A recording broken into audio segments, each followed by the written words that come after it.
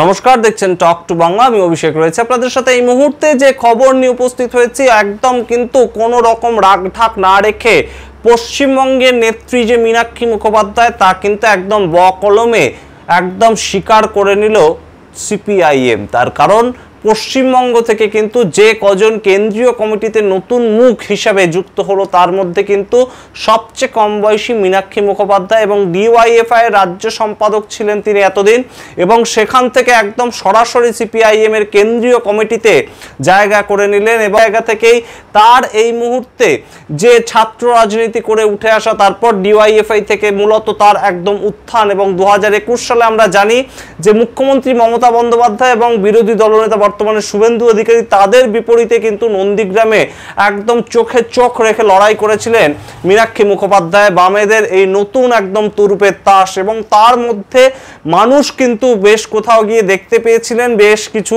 মহল থেকে আমাদের কাছে খবর উঠে আসছিল যে মুখ্যমন্ত্রী মমতা বন্দ্যোপাধ্যায়ের যেন একটা ছায়া। যদিও মীনাক্ষী মুখোপাধ্যায় সেটা মানতে নারাজ, তিনি অন্যান্য বামপন্থী নেত্রীদের ছায়া হিসাবে জীবন কাটাতে চান, তেমনই তিনি বলেছেন।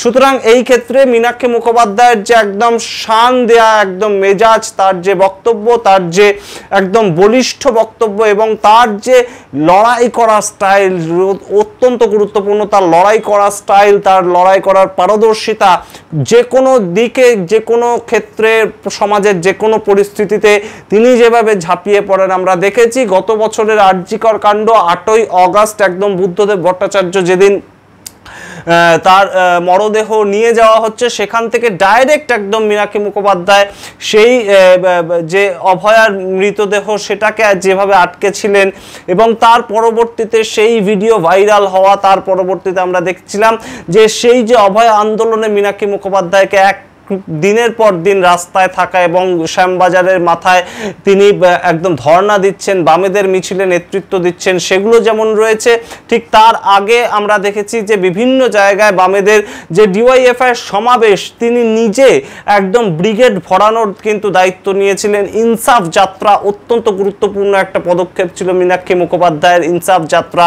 তার পরবর্তীতে আমরা দেখেছি যে রিসেন্টলি যে মেদিনীপুরে স্যালাইন কাণ্ড ঘটলো, সেই ক্ষেত্রেও কিন্তু মীনাক্ষী মুখোপাধ্যায় একদম অগ্রণী ভূমিকা নিয়েছিলেন। তিনি একদম মেদিনীপুর মেডিকেল কলেজে সুপারের যে ঘর, সেখানে একদম তালা লাগিয়ে দিয়েছিলেন।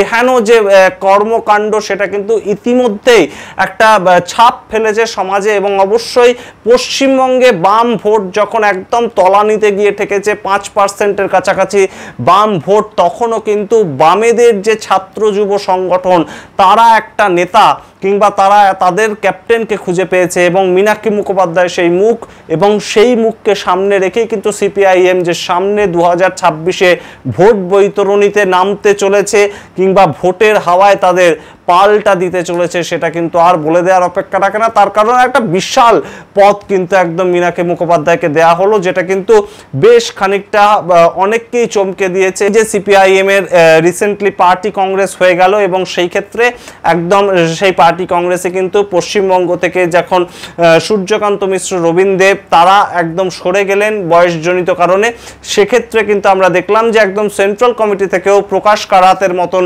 ব্যক্তিত্ব, বৃন্দা কারাতের মতন ব্যক্তিত্ব, তারা কিন্তু সরে যেতে বাধ্য হলেন এবং বয়সজনিত কারণে।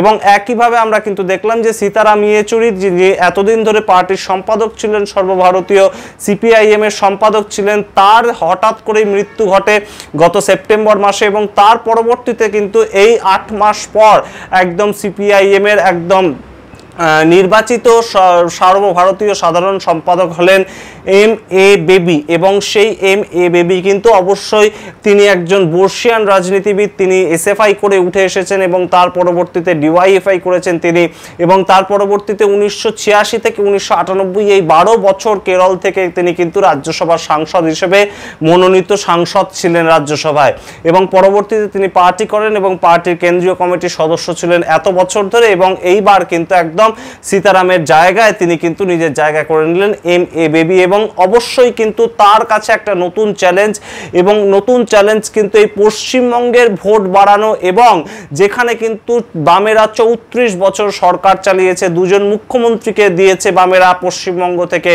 এবং জ্যোতি বসু, বুদ্ধদেব ভট্টাচার্যর পরে কি মীনাক্ষী মুখোপাধ্যায় হতে চলেছেন তাদের পরবর্তী বাম নেতা যাকে দেখে নতুন প্রজন্ম বামফ্রন্টটা আবার করতে যাবে, সিপিআইএমটা আবার করতে যাবে, এই প্রশ্ন যখন আসছে এম.এ. বেবি তার কি চ্যালেঞ্জ সামনে তাকে ফেস করতে হতে পারে সেটাও কিন্তু একটা বড় ফ্যাক্টর। তার কারণ 2025-এ যখন একদম বিহারে ভোট রয়েছে, যেখানে কিন্তু বামেদের একটা বড় পার্সেন্টেজ অফ ভোট রয়েছে বিহারের বিধানসভাতেও কিন্তু বামেদের বিধায়ক রয়েছে, এবং সেই জায়গাটাকে আরও কিভাবে পোক্ত করা যায়, তার কারণ বিভিন্ন পার্টি বিহারে ঢুকে পড়েছে।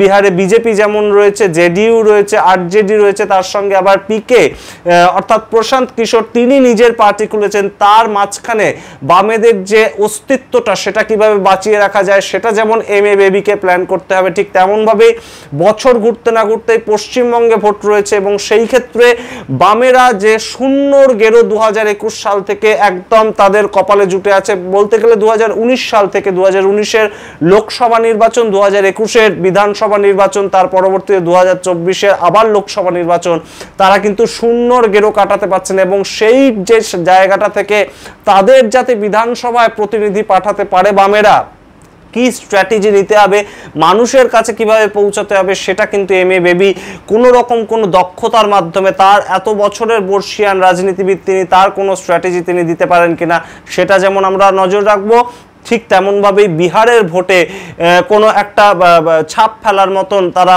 কোনোভাবে কোনো অস্তিত্ব রাখতে পারে কিনা সেটাও কিন্তু আমরা নজর রাখবো। পরপর রয়েছে বিহারের ভোট, পশ্চিমবঙ্গের ভোট, এবং অবশ্যই তারপর রয়েছে কেরলের ভোট 2026 সালে। তার কারণ কেরলে কিন্তু আরও বড় লড়াই, তার কারণ গত দুটো টার্মে অর্থাৎ একদম সরাসরি কিন্তু 15 সাল থেকে 25 সাল পর্যন্ত এক টানা কিন্তু কেরলে 10 বছর ধরে বামফ্রন্ট সরকার চলছে, এবং সেটাকে পরবর্তীতে কন্টিনিউ করা সেটা কিন্তু অবশ্যই একটা বড় চ্যালেঞ্জ এম.এ. বেবির ক্ষেত্রে।